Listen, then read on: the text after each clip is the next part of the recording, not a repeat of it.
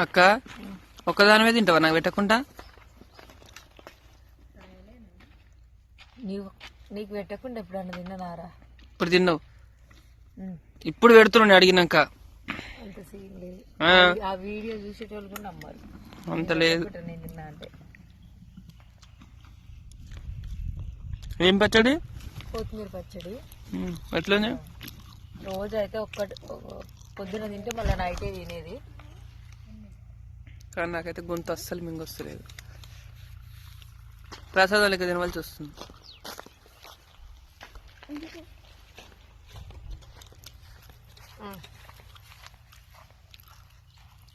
ఓకేనా మరి?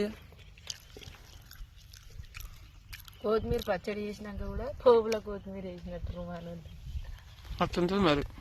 బాగుంది కొత్తిమీర పచ్చడి. సెకండ్ టైం తినడం నాకు మస్తు నచ్చింది.